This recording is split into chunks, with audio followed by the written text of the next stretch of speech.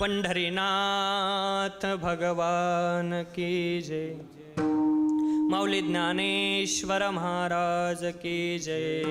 नाही काष्टाचा गुमान, नाही काष्टाचा गुमान, गोवे भ्रमर सुमन, प्रेम प्रीतीचे बांधले ते न सुटे काही केले, पदरी घाले पिळा बाप निर्बळासाठी बाळा, प्रेम प्रीतीचे बांधले ते न सुटे काही केले, तुका म्हणे भावे भेने देवे आकारावे, प्रेम प्रीतीचे बांधले ते न सुटे काही केले। विठाल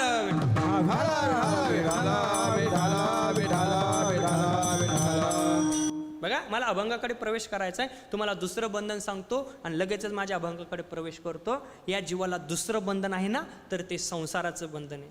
संसारच करत नाही असं तुम्हाला मनुष्य भेटणारच नाही। तो राजा असो, रंक असो, फकीर असो, म्हातारा असो, म्हातारी असो, किंवा पांगळा असो, मुका असो, बहिरा असो, किंवा वरबावल्याचा असो, त्याला संसार चुकला नाही। चुकला का संसार?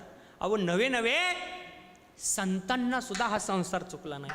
पण आपण जो संसार करतो ना, स्वतःच्या स्वार्थापोटी संसार करतो, पण संतांनी जो संसार केला तर तो जगाचा संसार केला। म्हणून तर संत सांगतात, अवघाची संसार सुखाचा करीन, आनंदे भरीन तिन्ही लोक, जाईन गे माये तया पंढरपुरा, भेटेन माहेरा आपुलिया। केला का नाही संसार? स्वतःसाठी मागितलं जातं त्याला भीक म्हणतात, समाजासाठी मागितलं जातं त्याला दान म्हणतात, आणि अखिल विश्वासाठी मागितलं जातं ना, त्याला पसायदान म्हणतात। हे संतांनी जगासाठी मागून गेले आणि जगाचा संसार सफल करण्याचं काम संतांनी केलंय। म्हणून संसार कोणालाही चुकला नाही। कोणाला चुकलाय महाराज? पण संसार म्हणजे असा आहे महाराज, दुःख बांधवडे आया संसार, किंवा सर्व सुखाचे या आशा जन्म गेला, क्षणयक मुक्ती अज्ञान नाही केला। आशेपायी आपला जन्म चाललाय बघा। आशा इतकी असती ना, आशा तुम्हाला एका वाक्यात सांगतो, माझ्यावरती घेऊन सांगतो बघा। संसारातली माणसाची आशा कधी संपतच नाही, म्हणून आशेपायी जीवन जगत होतो आपण। पण आशेवरती कंट्रोल करा, आशा तुम्ही सांभाळून ठेवा। म्हणजे आशा म्हणजे पोरगी नाही, आशा म्हणजे बघा, आशा नाव म्हणजे जी मोह माया याच्यावरती आपण गुंतवत ना, ती आशेला आपण आकळायचं काम करा बघा। आशा जीवनामध्ये कोणाची संपत नाही। संसारातले तुम्हाला आशा सांगतो पुढे चालतो बघा। मी बसमध्ये बसलो, मला बीडला उतरायचं होतं, आणि मी बसलो पुणे परळी गाडीमध्ये। मला बीडला कीर्तनाला उतरायचं होतं, आणि पुणे परळी गाडीमध्ये बसल्याच्या नंतर मी ज्या सीटावर बसलो तिथं शेजारी एक माई माऊली बसली, 4-2 वर्षाचं तिचं लेकरू। ते नुसतं याड्यावानी करायचं, माझी शेंडी चोड, कुठं धोतारा चोड, कुठं कोटं चोड। मी म्हणलं ताई त्या बाळ्याला सांभाळावं, त्याला याड्यावानी करते। मग त्या ताईने काय करायचं, पिशवीतला डबा काढायचा शिऱ्याचा, आणि त्या बाळ्याला म्हणायचं, अरे बाळ्या एक घास खा। खातो का? देऊ त्या काकाला। काकाला म्हणजे सचिन महाराज, तुम्हाला नाही, मला, मी होतो तिथे। बरं थोडंसं शांत बसलं का ते पोरग काय घास खाय ना। गाडी थोडीशी पुढे गेली, परत मग धोतारवड शर्टवड। अरे म्हणलं ताई त्या बाळ्याला सांभाळावं, लई येड्यावानी करते। परत पिशवीतला डबा काढला, अरे बाळ्या एक घास खा। तो बाळ्या काय तो घास खाई ना, ती ताई तो घास काय मला द्यायना।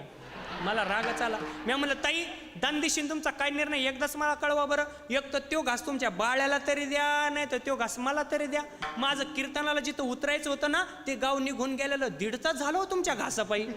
मला देते, आताच देते, नंतर देते, याला म्हणतात आशा बघा। कारे दास होसे संसाराचा खर।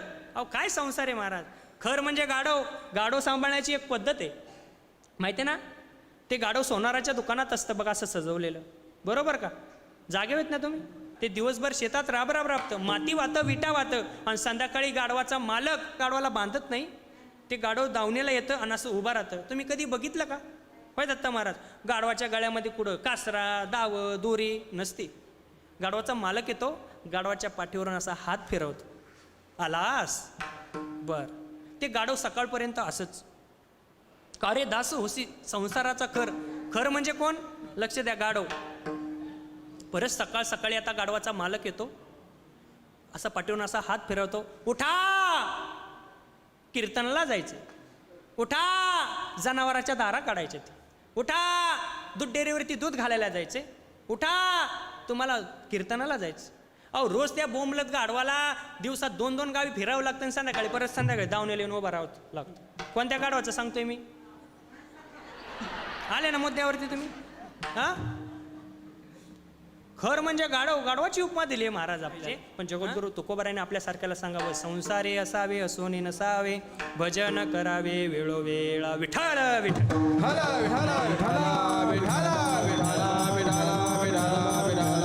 म्हणून तर ही 2 बंधनं तर या जीवाला मुख्य आहे. पण जगद्गुरु तुकोबारायांना वाटलं या जीवाला 3रं बंधन सुद्धा असू शकतं.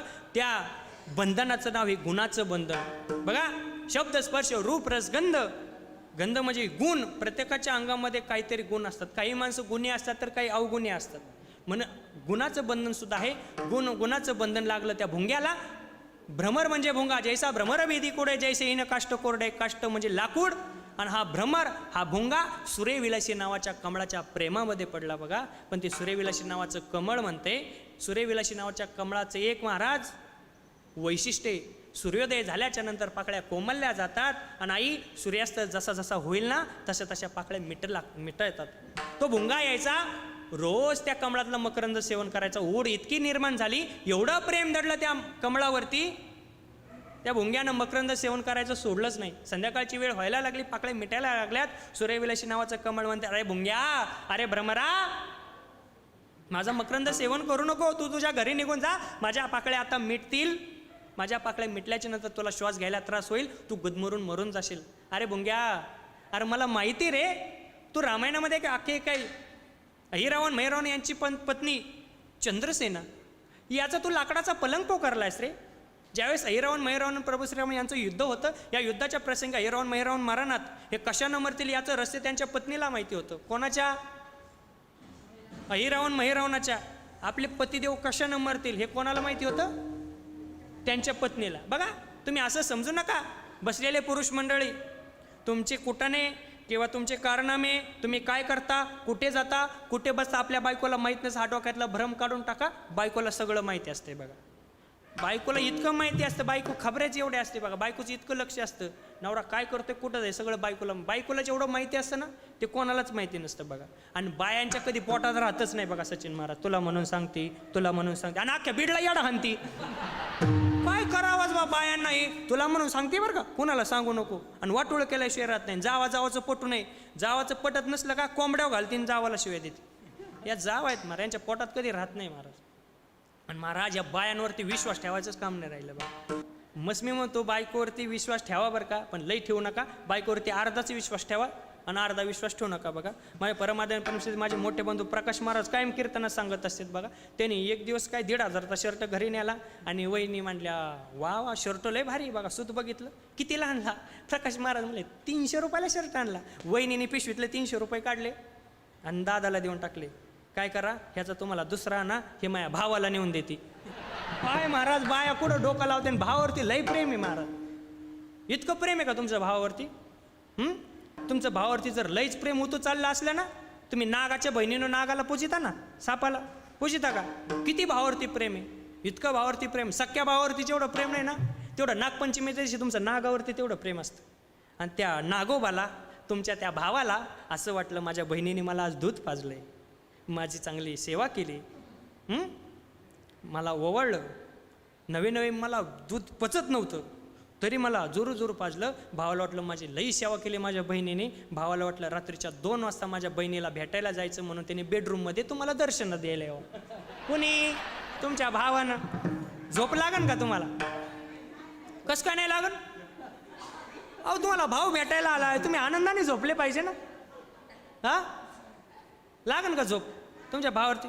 एवढं भावावरती प्रेम. बघा, मग खरंच तुम्हाला सांगू का सचिन दादा, विनोदाचा भाग सोडू द्या, पण बहिणीचं भावावरती खूप प्रेम असतं. बघा, मी तर म्हणेल श्रीमंत बहिणीचं एक वेळेस भावावरती प्रेम नसू द्या, पण आपली गरीब बहीण असू द्या. गरीब बहिणीचं भावावरती किती प्रेम असतं, इतकं प्रेम असतं ना. अहो, लहानपणी एका ताटामध्ये एक घास 2 जणांनी खाल्लेला असतो. कोणती बहीण करते का प्रार्थना, माझं आयुष्य माझ्या भावाला लाभावं? कोण करते का बहीण प्रार्थना? श्रीमंत भाऊ असू द्या, गरीब बहीण असू द्या, तरी ती म्हणते माझा भाऊ ना अजून मोठा झाला पाहिजे, अजून समाजामध्ये त्याची प्रतिष्ठा वाढली पाहिजे. माझं अर्ध आयुष्य ना माझ्या भावाला लाभलं पाहिजे. बघा, दोन जीवातून एक तो विणलेला धागा असतो, एका आईच्या उदरातून आलेले लेकरं असतात. बघा, म्हणून तर म्हणतात ना, दोन जीवातून धागा एक ओविला, टिळा रक्ताचा मी तुला लाविला, आयुष्य माझं मिळो दे माझ्या भावाला, आयुष्य माझं मिळो दे माझ्या भावाला. वाट पाहून पाहून झुरते मी मनाला, झुरते मी मनाला, काही घेणं रे तुझ्या इष्टे ते खणाला, रुसवा माझा चोळीच्या खणाला, रुसवा माझा चोळीच्या खणाला. विठाल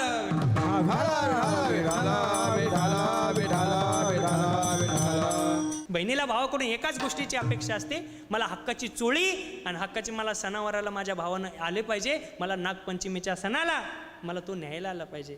गाडी घुंगराची घेऊन बंधू माझा येईन ग, किंवा रक्षाबंधनाचा सण येऊ द्या, राखीच्या सणाला मला माहेरी नेईन ग. एक ओढ असते. मग तुम्हाला सांगू का, माई मावल्यांना एकच गोष्टीची जास्त ओढ असते, माहेराला जाण्याची फार ओढ असते. असते का नाही ओढ? माहेराला जाण्याची जेवढी ओढ असते ना, तेवढीच ओढ संतांना पंढरीला जाण्याची ओढ असते. बघा, आपोल्या माहेरा जाईन मी आता. माहेराला जातात ते संत, संतांना मग सांगत काय होतो, संतांना सुद्धा संसार. पण गुण हे कशामध्ये होते ना, बघा सांगत होतो तुम्हाला, अहिरावणाच्या पत्नीला माहितीच माझे पतिदेव कशानं मरतील, पण विश्वास बसेना म्हणून खऱ्याचं खोटं करायचं, खोट्याचं खरं करायचं. पण खरं हे खरंच आहे का म्हणून पाहण्यासाठी प्रभू श्रीराम हनुमंतरायाला म्हणले, हनुमंतराया तुम्ही आता उड्डाण घ्या आणि जा शोध घ्या, खरंच पतिदेव कशानं मरतील विचारा चंद्रसेनेला. चंद्रसेना,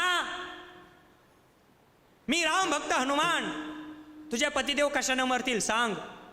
बया, माय पतिदेव कशानं मरतील आणि तुला सांगून म्हणजे मी काय माझं कुकू पुसायला मी काय येडी का काय? तू जर तुझे पतिदेव कशानं मरतील हे जर सांगितलं ना, जगाचा मालक मर्यादा पुरुषोत्तम प्रभू श्रीराम तुझ्या घरी एक दिवस मी भोजनासाठी घेऊन येईल. पण चंद्रसेनेचे प्रभू श्रीरामावरती भक्तीवर का, वा वा वा, जगाचा मालक माझ्या घरी मला भेटण्यासाठी येणार, म्हणून आपले पतिदेव कशानं मरतील. आसन तसं अहिरावण महिरावण यांना खायला कमी लागत नाही, यांना जीव घालू घालू खाऊ घालू घालू मी कटाळले. आता हे गेले तर गेले, जाऊ द्या, भक्ती तरी करणं होईल. भ्रष्टाचार करायला लागली हो. चंद्रसेनेने भ्रष्टाचार केला, पतिदेव कशानं मरतील सांगून टाकले. भ्रष्टाचार इथंच होतो बरं का.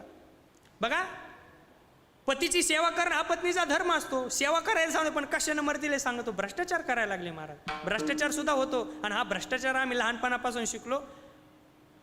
शाळेची फी जर 10 रुपये असली ना, बघा चाचणीची फी, परीक्षा, शिक्षक मुलाला सांगतात, पोरा हो उद्यापासून शाळेत येताना तुम्ही 20-20 रुपये घेऊन या.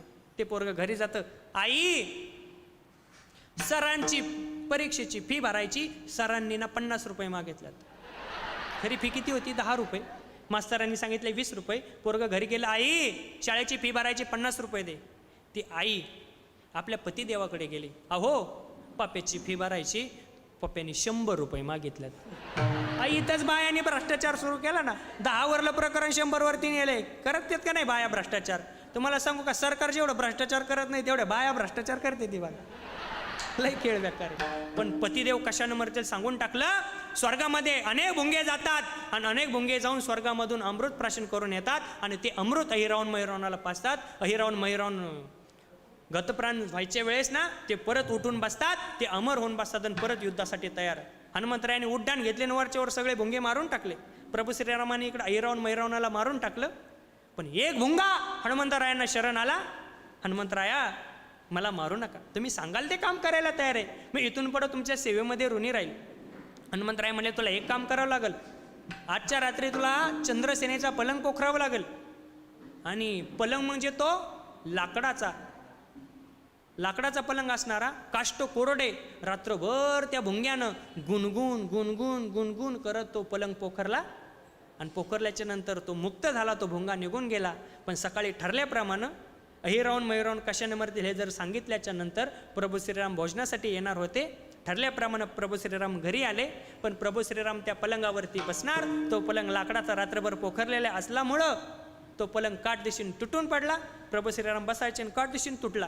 प्रभू श्रीरामांचा अपमान झाला. हनुमंतराय म्हणले, माझ्या प्रभूचा अपमान, प्रभूचा अपमान केला ना, इथं थांबायचं नाही. प्रभू श्रीराम तिथून निघून गेले. दृष्टांत संपला. सिद्धांत लक्षात घ्या. जो भुंगा, जो भ्रमर चंद्रसेनेचा पलंग पोखरू शकतो लाकडाचा, तो सूर्यविलासी नावाच्या कमळाची पाकळी पोखरू शकत नाही. त्याचं एकमेव कारण म्हणजे अभंगाच्या दुसऱ्या चरणामध्ये जगद्गुरु प्रेम प्रीतीचे बांधले, प्रेम प्रीतीचे बांधले, प्रेम प्रीतीचे बांधले, प्रेम प्रीतीचे बांधले, देना सुटे काही केले, देना सुटे काही केले, प्रेम प्रीतीचे बांधले, प्रेम प्रीतीचे बांधले.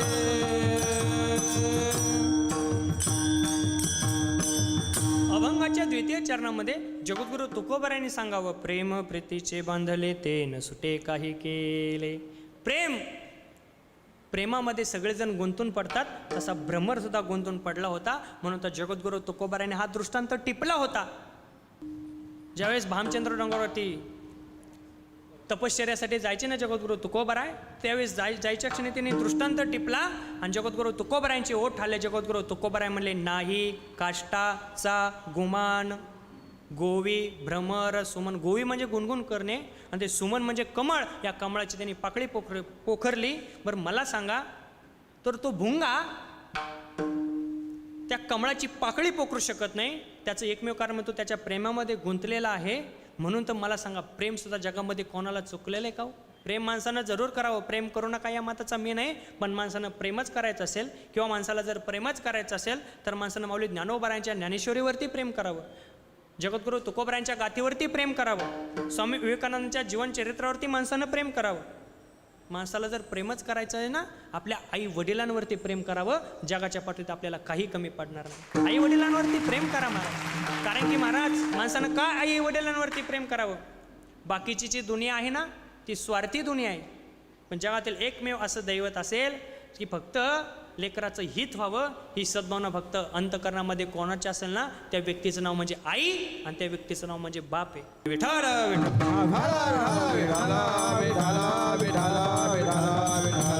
तुम्हाला एक वाक्य सांगून जाईल बघा. बापाचे आपल्याला अश्रू कधी दिसत नाहीत, बापाचं प्रेम आपल्याला कधी दिसत नाही, पण बापाचं मुलावरती जेवढं प्रेम असतं ना, त्याच्यापेक्षा काकण भर का होईना बापाचं लेकीवरती प्रेम असतं बघा. का माहितीये का? त्या बापाला माहितीये माझी लेक ना वयाच्या 20-21 वर्षापर्यंतच माझी आहे, नंतर ती परक्या घरची होणार आहे. म्हणून बाप लेकीचे सगळे लाड पुरवतो बघा. लहानपणी शाळेत असताना मुलाला जर बापानं 5 रुपयाचा पेन आणला ना आई, तो बाप मुलीसाठी 10 रुपयाचा पेन घेऊन येणारा बाप आहे. 26 जानेवारीला 15 ऑगस्टला प्रजासत्ताक दिनाच्या टायमाला किंवा शाळेमध्ये सांस्कृतिक कार्यक्रम असावा, बापानं मुलासाठी जर 500 रुपयाचा ड्रेस आणला ना, बाप आपल्या लेकीसाठी 1000 रुपयाचा ड्रेस आणून जातो. त्या बापाला माहिती आहे माझी लेक ना काही दिवसापुरतीच माझी आहे, नंतर ती परक्या घरची होणार आहे. कारण की लेक ना ही 2 घराला जोडणार असते बघा. 2 घराला जोडणारं व्यक्तिमत्व म्हणजे लेक आहे.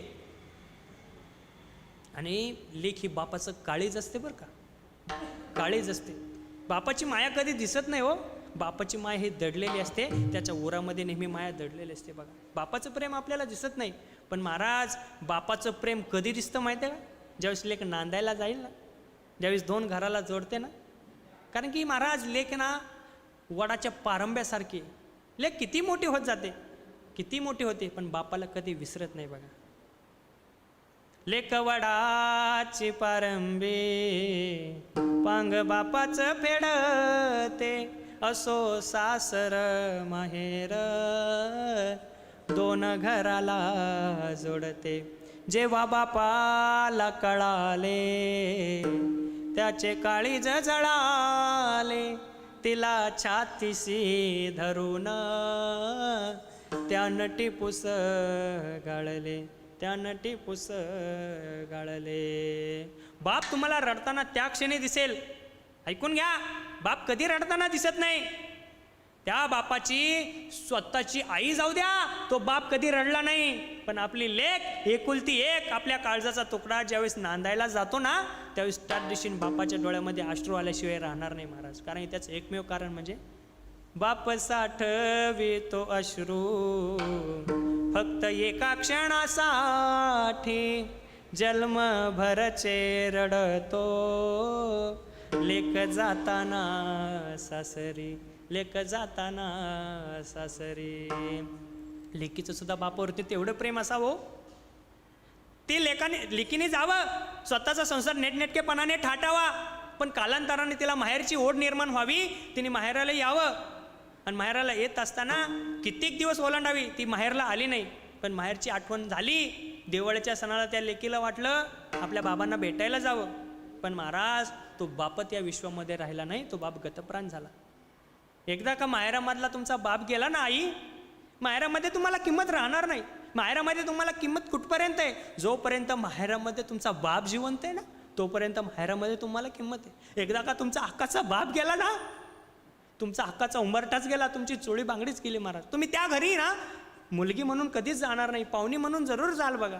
हक्काचा उंबरठा म्हणजे बाप जोपर्यंत जिवंत आहे ना, तोपर्यंत हक्काचा उंबरठा म्हणजे माहेर आहे. 80 वर्षाचा म्हातारा बाप असू द्या, आले ना तुमच्या डोळ्यामध्ये अश्रू, 80 वर्षाचा म्हातारा बाप असू द्या, 50 वर्षाच्या लेकीनं आपल्या बापाला भेटण्यासाठी जावं. तो म्हातारा बाप काय करतो माहिती आहे का? काठी टेकत येतो आणि आपल्या लेकीच्या हातातली पिशवी घेतो. त्याला बापाला वाटतं आपली लेक खूप दमून आली असेल. बघा, माहेरामध्ये तिने झोपू द्या, सगळ्याच्या आधी झोपू द्या. आणि सकाळी तिने लवकर उठू नये किंवा उठली नाही म्हणून बाळ्या आपला भाचा आत्याला उठायला जातो. तो म्हातारा बाप म्हणतो, अरे बाळ्या, अरे तुझ्या आत्याला उठू नको रे, ती काल खूप दमून आली असेल. सगळ्याच्या आधी झोपून सगळ्याच्या नंतर जरी उठलं जातं ना, त्याचं नाव माहेर आहे. आणि सगळ्याच्या नंतर झोपून सगळ्याच्या आधी उठावं लागतं, त्याचं नाव सासर आहे महाराज. बघा, त्या लेकीनं निघावं सासरला संसार करण्यासाठी. तो म्हातारा बाप लेकीच्या पिशवीस कांदच देईल, लोणचंच देईल. तिला भेटत नाही का? तिकडं भेटतो, पण त्या लोणच्या मागं, त्या कांद्या मागं ना बापाचं प्रेम दडलेलं असतं, प्रेम दडलेलं असतं. तिचा म्हातारा बाप जर तिने गावात एखादा जर बघितला ना, तिला बापाची आठवण व्हावी. म्हातारा बाप बघून तिला स्वतःचा बाप आठवल्याशिवाय राहत नाही हो. तिला स्वतःचा बाप आठवतो बघा. फाटकं धोतर बघते, फाटकं खमीस बघते, तिच्या डोळ्यातून अश्रू अनावर होतात. ती म्हणते, माझा बाप ना एक दिवस असंच मला नवे कापडं घेऊन यायचा हो, मला नवं कापडं आणायचा बाप. पण बाप मात्र जुने जीर्ण फाटकं धोतर घालून हिंडायचा. काय बापावरचं लेकीवरती प्रेम असतं महाराज. इतकं लेकीचं सुद्धा बापावरती खूप प्रेम असतो, खूप प्रेम. म्हणून मुलगा जेवढा बापावरती प्रेम करत नाही ना, तेवढी लेक बापावरती प्रेम करत असते. म्हणून माझं सांगणं आहे बघा, माझं सांगणं आहे, मुलीला कधी गर्भामध्ये मारू नका हो. एक वेळेस तुम्हाला सांगतो, मुलगा तुमचा सांभाळ करणार नाही हो, पण म्हातारपणी लेक तुमची सांभाळ जरूर करेन. कित्येक कुटुंब आम्ही बघितलेत की मुलांनी आईबाप हाकलून काढलेत, त्या आईबापाचा सांभाळ आपल्या लेकीनं सासरमध्ये केलाय. कित्येक कुटुंबाचं तुम्हाला उदाहरण द्यायचं. घडवा हो, लेक घडवा, लेक वाचवा, गरज आहे महाराज. आपण जर गर्भामध्येच जर तिला मारायला लागलो तर कशी पुढं झाशीची राणी जन्माला येलो. लेकीला जर आपण गर्भामध्येच जर मारायला लागलो, अहो आईसाहेब जिजाऊ कशा जन्माला येतील? लेकीला गर्भामध्ये मारू नको. बघा, लेकीला आपण गर्भामध्ये जर मारलं ना, अहिल्यादेवी होळकरांसारखं व्यक्तिमत्व सुद्धा पुन्हा व्हायचं नाही. गर्भामध्ये लेकीला मारू नका हो. अहो ती लेक सुद्धा गर्भामधून आईला विनंती करते हो, आई मला वाचव ग, ही मला मारण्याचा प्रयत्न करतात. का तर वंशाला देवा पाहिजे, वंशाला देवा पाहिजे, प्रॉपर्टीला मालक पाहिजे. अहो ते प्रॉपर्टीला लावा काढी, मुलगा सांभाळत नाही. एक मिलिटरीमधलं उदाहरण सांगतो. फौजी, करमाळ्यात तालुक्यामध्ये फौजीचं कुटुंब, रिटायर झाला फौजी, आणि सगळी प्रॉपर्टी त्याने आपल्या 2 मुलांना वाटून दिली. आणि त्याला अडीअडचणीला 5,000 रुपयाची मदत लागली. मदत लागल्यामुळं त्यांनी मोठ्या मुलाला 5,000 रुपये मागितले. त्या मोठ्या मुलाने 5,000 रुपये दिले नाही. 72,000 रुपये येणारी पेन्शन त्या फौजीला, मुलाने 5,000 रुपये दिले नाही म्हणून त्या फौजीनं संसाराचा त्याग केला.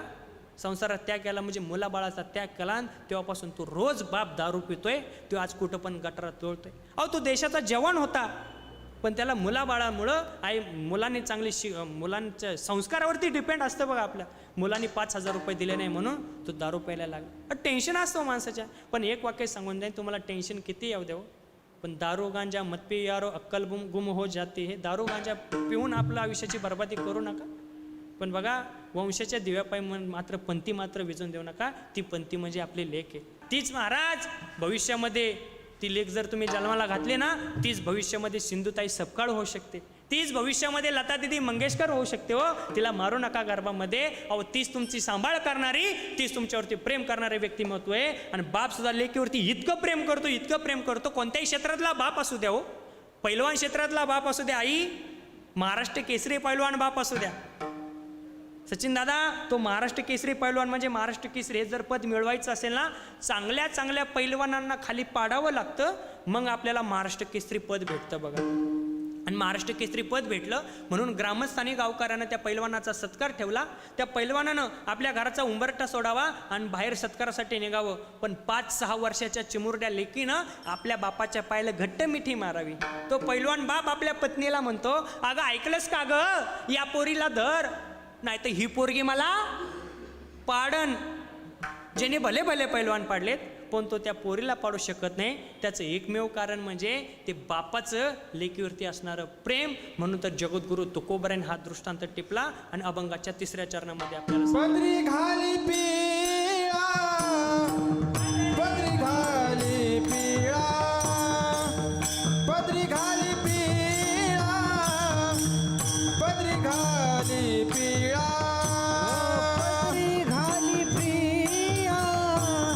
पदरी घाली पिळा, पदरी घाली पिळा, पदरी घाली पिळा. बापासाठी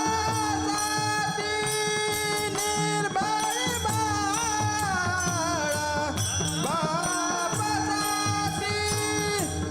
निर्भय बाळा, प्रेमा प्रीती जे बांधले, प्रेमा प्रीती जे बांधिले.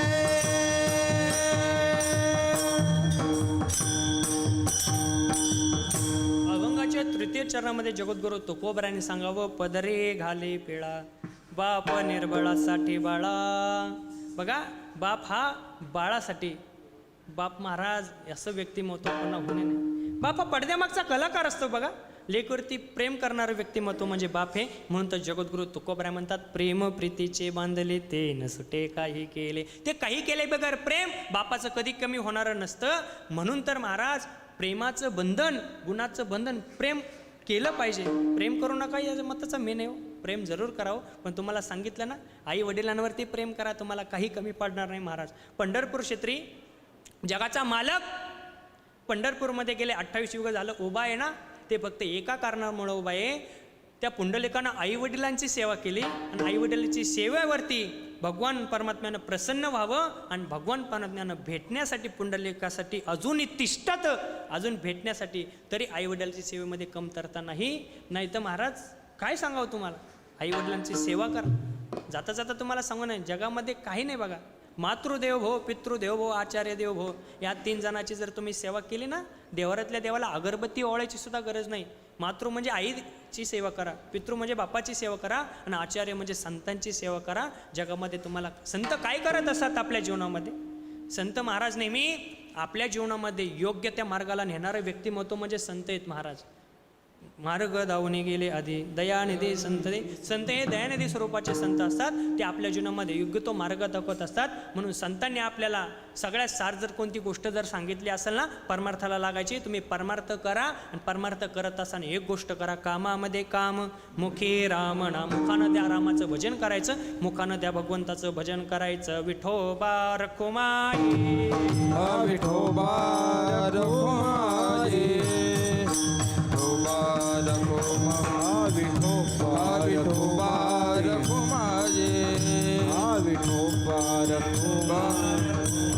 विठोबा रखुमाई विठोबा रखुमाई विठोबा रखुमाई विठोबा रखुमाई विठोबा रखुमाई विठोबा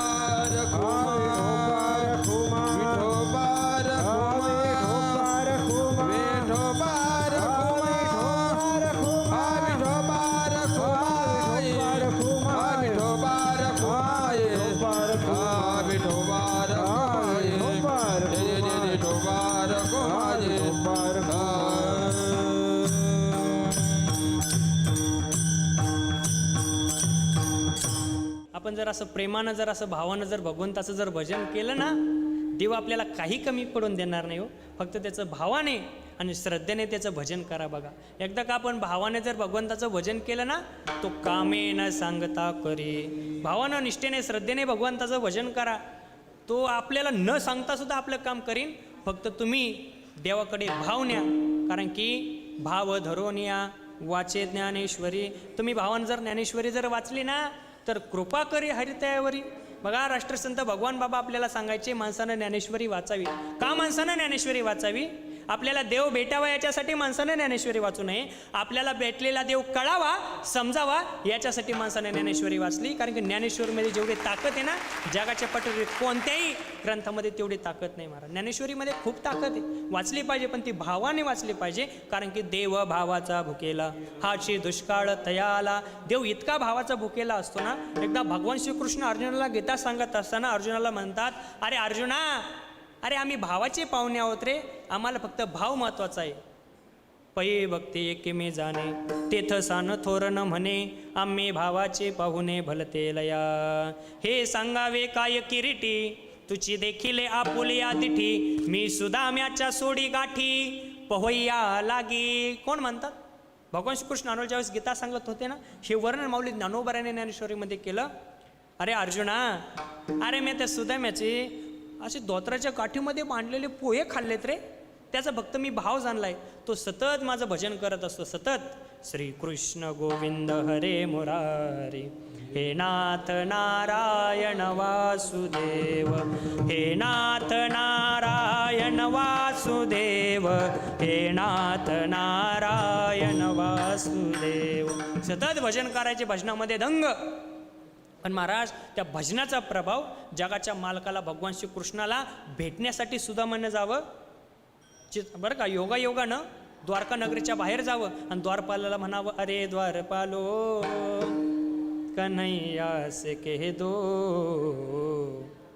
घर के सुदामा करेवा गया है. ज्यावेळेस हा आवाज भगवान श्रीकृष्ण सिंहासनावरती ऐकतात, राजगादीवरती ऐकतात ना, भगवान श्रीकृष्णानं सिंहासन सोडलंय आणि द्वारपालाजवळ येऊन दर्शन एकमेकाला घट्ट आलिंगन देतात. अहो, नगरीमध्ये मिरवणूक काढली जाती सुदाम्याची आणि आणून गुलाब पाण्याने अंघोळ घालावी, राजवस्त्र सुदाम्याच्या अंगावरती चढावी आणि भगवान श्रीकृष्णानं आपल्या भक्ताच्या, आपल्या लहानपणीच्या मित्राच्या पायाजवळ बसावं. पण पायाजवळ बसत असताना पायामधून थेंब थेंब रक्त पडायला लागलं. हे कशाचं रक्त? ज्यावेळेस मला भेटण्यासाठी सुदामा आला ना, चैत्राचे दिवस, उन्हाळ्याचे दिवस, अनवाणी पायाने आला आणि पायामध्ये काटे मोडलेले. ते काटे बघतात भगवान श्रीकृष्णाच्या डोळ्यामध्ये अश्रू अनावर होतात. भगवंतानं काय करावं? आपल्या जिभेवरचा थुका घ्यावा, त्या जखमेवरती चोळावा आणि भगवान श्रीकृष्णानं सुदाम देवाच्या पायातला काटा काढावं. काय भक्ती असेल हो सुदाम्याची भगवंताप्रती, आणि भक्तीवरती किती प्रसन्न झाले असेल भगवान श्रीकृष्ण. सांगू का एक वाक्य? जगाच्या मालकानं आजपर्यंत 2च जणाच्या पायातला काटा काढलाय बघ. एक म्हणजे तुकोबारायांची पत्नी आवली जिजाऊ, तिच्या पायातला काटा काढला, आणि दुसरा म्हणजे सुदाम्याच्या ज्या पायातला काटा काढला. असा काटालाही जणाचा काढला, असा काटालाही जणाचा काय, पण पायातला काटा काढला. मग हे बघून अहो सुदाम्याला आपल्या घरचा विसर पडला. पण भगवान श्रीकृष्णानंच आठवण करून दिली, अरे बायका मुलं बरे आहेत का? अरे अरे आठवलंच, मी देवा तुझ्या भजनामध्ये तुला भेटलो, मी सगळं विसरूनच गेलो. पण ज्या वेळेस भगवान श्रीकृष्ण म्हणतात, अरे बायका मुलांवरती लक्ष ठेव, सुदाम्याने आपल्या घरी निघावं, पण फक्त अंतःकरणातला भाव जाणला 18 विश्व दारिद्र्य असणारं सुदाम्याच्या घरी, पण भगवंताचं भावेने भक्तीने भजन केलं म्हणून भगवान श्रीकृष्णानं काय केलंय, 18 विश्व दारिद्र्य असून देवानं प्रारब्ध बदललं, नगरी सोन्याची देऊन टाकली. मला सांगा, भजनामध्ये एवढी जर ताकद असेल, नामस्मरणामध्ये एवढी ताकद असेल, पण भावाने जर भक्तीने आपण जर देवाला जर पूजलं ना, देव आपलं काय करणार नाही. प्रारब्ध बलवान देव करत असतो. म्हणून प्रारब्धावरती अवलंबून राहू नका. प्रारब्ध हे देव बदलण्याचं काम करतो, पण तुम्ही फक्त प्रामाणिकपणे त्या भगवंताला भजा, प्रामाणिकपणे त्या भगवंताचं भजन करा. महाराज, पवित्र असा नरद्या तुम्हाला परत भेटणार नाही. देवे दिला देव भजन गोमटा, तोया झाला पाटा बाधिकेचा. पण भजन करत असताना भावाने भगवंताचं भजन करा. या जगामध्ये भावाला फार किंमत. या भावानं काय करता येतं माहिती आहे का? देवाला आपलंसं करता येतं. जसं सुदाम्यानं भगवंताची भक्ती करून देवाला आकळलं, तसं आपल्याला सुद्धा देवाची भक्ती करायची, भावानं भक्ती करायची. या भावानं देवाला सुद्धा आपलंसं करता येतं, आकळता येतं. ते जगद्गुरु तुकाराम महाराज अभंगाच्या शेवटच्या चरणामध्ये तुका म्हणे भावे, तुका म्हणे भावे, तुका म्हणे भावे, तुका म्हणे भावे,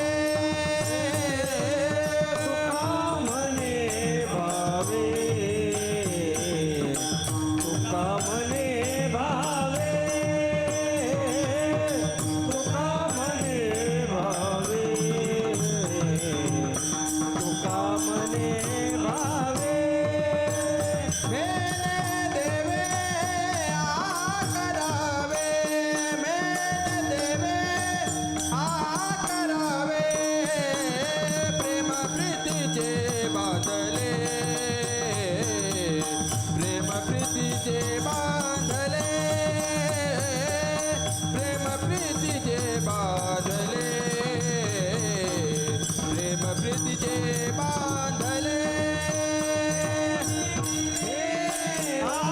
आकरावे, मेरे देवे आकरावे, प्रेम प्रीतीचे बांधले,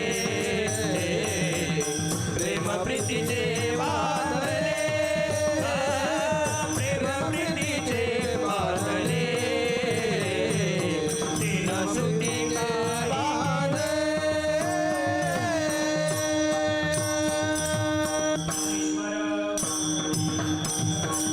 जय ज्ञानेश्वर माऊली, ज्ञानराज माऊली तुकाराम. जय ज्ञानेश्वर, ज्ञानेश्वर, ज्ञानेश्वर माऊली, ज्ञानराज माऊली तुकाराम.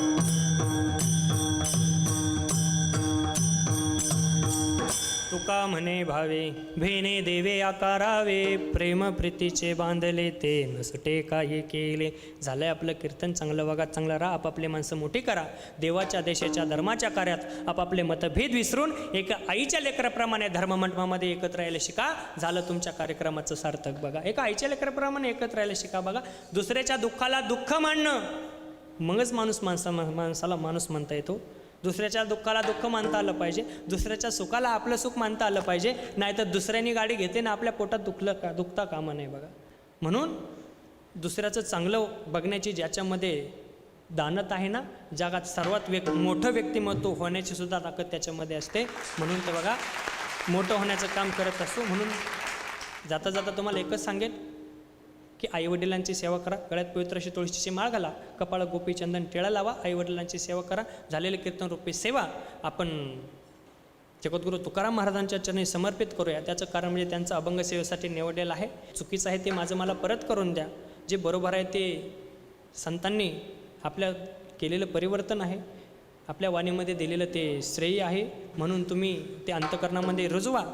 म्हणून झालेले कीर्तन रूपसे पांडुरंगाच्या चरणी आपण समर्पित करूया. कधी जर तुम्ही पांडुरंगाच्या दरबारामध्ये गेलात ना, बघा पंढरपूरला आपण प्रत्येक एकादशीला जातो. पांडुरंगाच्या दरबारामध्ये गेलात ना, तुमच्या जीवनातल्या अडचणी सांगू नका हो पांडुरंगाला किती मोठे आहेत. उलट त्या पांडुरंगाला सांगत चला, किंवा जगाला सांगा की आमचा पांडुरंग परमात्मा किती मोठा आहे. जगाला सांगत चला. म्हणून पांडुरंगाच्या झालेली सेवा समर्पित करून इथंच श्री वेला पूर्णविराम देऊ. विठ्ठल जय जय, जय विठ्ठल, जय जय विठ्ठल, जय विठ्ठल, जय जय विठ्ठल, जय विठ्ठल, जय जय विठ्ठल. बोलेले पुढे वेडे वाकोरे मुतरे, क्षमा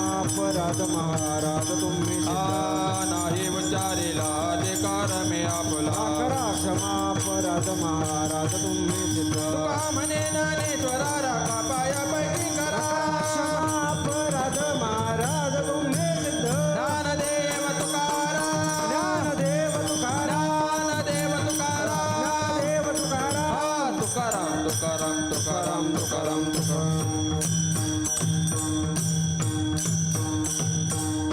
पुंडलिक गौरहर विठ्ठल श्री ज्ञानदेव तुकाराम पंढरीनाथ भगवान की जय माऊली ज्ञानेश्वर महाराज की जय जगद्गुरु तुकाराम महाराज की जय. आयुष्य सर्वांग सुंदर करणारा तो असतो भक्ती मार्ग. भक्ती ही जीवनातली खरीखुरी शक्ती आहे. आपण भक्तीच्या मार्गावरून पुढे जातच असतो. आजचा भाग देखील फार सुंदर झालेला आहे. आजच्या भागातले विचार मनात जपत आता मात्र एक अभिप्राय वाचते. हा अभिप्राय कळवलाय करण बोडकर यांनी. ते लिहितात, प्रथम झी टॉकीजचे आभार. आम्ही गजर कीर्तनाचा सोहळा आनंदाचा आणि मनमंदिरा हे कार्यक्रम न चुकता दररोज पाहतो. हा उपक्रम खूपच चांगला आहे. त्यामुळे लहान मुलांवरती चांगले संस्कार होतात. तरुणांना देखील कथा कीर्तनांची गोडी निर्माण होते. तसंच नामांकित कीर्तनकारांची कीर्तन कथा ऐकून ज्ञानातही भर पडते. हे दोन्ही कार्यक्रम असेच सुरू राहावेत ही ईश्वराचरणी प्रार्थना. करण बोडकर. करणजी, या अभिप्रायाबद्दल तुमचे खूप खूप आभार. कार्यक्रम असाच बघत राहा. कार्यक्रमावरती असंच भरभरून प्रेम करत राहा. आणि आता गजर कीर्तनाचा सोहळा आनंदाचा या आपल्या आवडत्या कार्यक्रमात या भागात इथेच थांबते. पुन्हा भेटूया उद्या सकाळी ठीक 7:30 वाजता. तोपर्यंत जय जय रामकृष्ण हरी.